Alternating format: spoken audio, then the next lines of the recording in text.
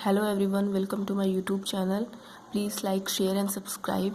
आज का हमारा टॉपिक है मॉनेटरी पॉलिसी।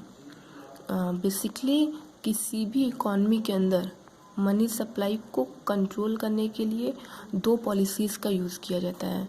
पहली पॉलिसी होती है फिस्कल पॉलिसी, दूसरी होती है मॉनेटरी पॉलिसी। फिस्कल पॉलिसी को हम लोगों ने पिछले वीडियो में डिस्कस कर चुका है। अगर आप वो अभी वीडियो नहीं देखे हैं तो डिस्क्रिप्शन में मैंने इसका लिंक दिया हुआ है, आप वहाँ से वो वीडियो देख सकते हैं। आज हम लोग डिस्कस करेंगे मॉनेटरी पॉलिसी को। बेसिकली मनी सप्लाई को कंट्रोल करने के लिए जो भी मेज़र लेना होता है, जो भी कंट्रोल करती है वो सेंट्रल बैंक करती है। और हमारी कंट्री की सेंट्रल बैंक है RBI, reserve bank of India. अलग अलग कंट्री की अलग अलग सेंट्रल बैंक होती है। जैसे USA की central bank federal reserve bank है, उसी तरह इंडिया का RBI है, reserve bank of India. Basically दो कंडीशन होती है। पहली कंडीशन होती है कि मार्केट में मनी सप्लाई जब बहुत ज़्यादा हो जाए,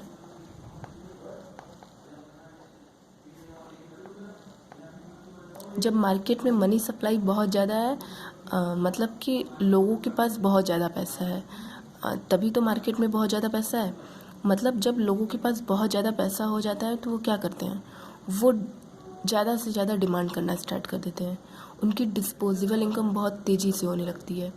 वो किसी भी चीज़ के लिए कुछ भी पे करने के लिए तैयार रहते हैं। उन्हें लगता है कि मेरे पास तो बहुत ज़्यादा पैसा है, मैं किसी भी चीज़ के लिए कुछ भी पे कर सकता हूँ। तो जब ज़्यादा लोग डिमांड करने लगते हैं, किसी भी चीज़ के लिए ज़्यादा पे करना स्टार्ट कर देते हैं, तो उस वक्त क्या होगा, उस वक्त मार्केट में इन्फ्लेशन क्रिएट होने लगेगा। इन्फ्लेशन क्रिएट होगा तो किसी भी कमोडिटी की प्राइस बहुत तेज़ी से इंक्रीज़ कर जाएगी, बहुत तेज़ी से बढ़ने लग जाएगी।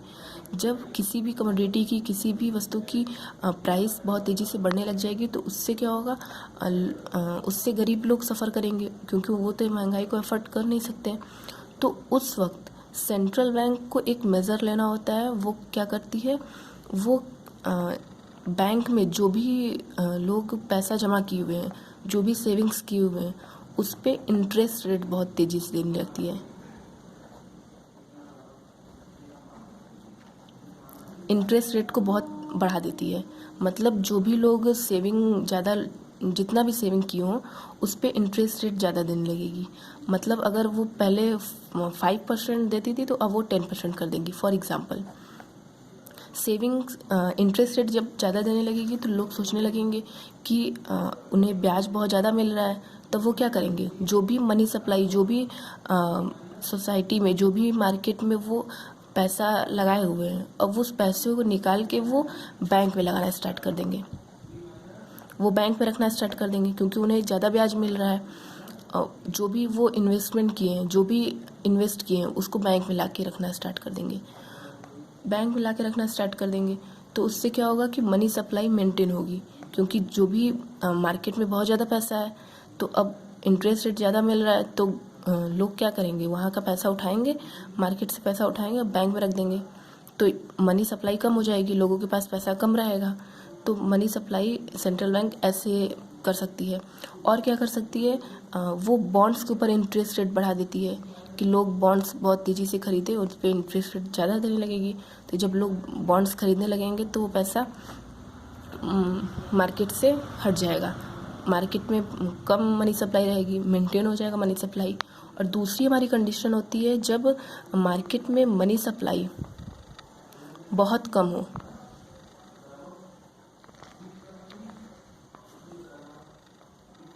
जब मार्केट में मनी सप्लाई बहुत कम होगी तो उस वक्त सेंट्रल बैंक क्या करेगा, इंटरेस्ट रेट को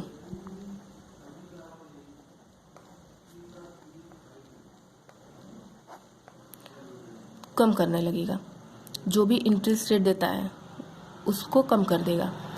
जैसे तब उस वक्त लोगों को क्या लगेगा कि अब बैंक में पैसा रखने से उन्हें कोई फ़ायदा नहीं है, क्योंकि उनको ब्याज तो बहुत कम मिल रहा है। जो भी ब्याज देती है सेंट्रल बैंक जो भी देती है सेविंग्स पे उनके, तो अब वो कम कर देगा। तो लोगों को लगने लगेगा कि अब बैंक में पैसा रखने से कोई फ़ायदा नहीं है, तो वो बैंक से पैसा को निकाल के कहाँ लगाने लगेंगे, मार्केट में।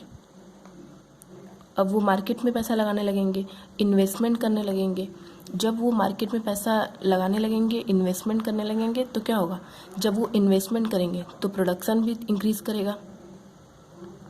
जब प्रोडक्शन होगा, जब कोई भी सामान बनना स्टार्ट होगा, तो बनाने वाले को भी ढूंढा जाएगा। जब कोई भी सामान बनेगा सोसाइटी में, मार्केट में, तो बनाने वाले को भी ढूंढा जाएगा।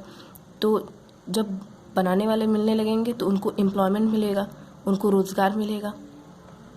जब उनको रोज़गार मिलेगा तो उनकी इनकम इंक्रीज़ करेगी।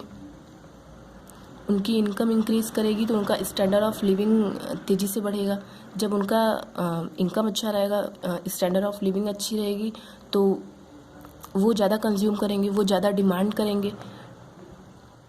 जब वो सोसाइटी में डिमांड ज़्यादा करने लगेंगे तो क्या होगा, फिर से प्राइस तेज़ी से बढ़ने लगेगी, मतलब कि तेज़ी से बढ़ने लगेगी।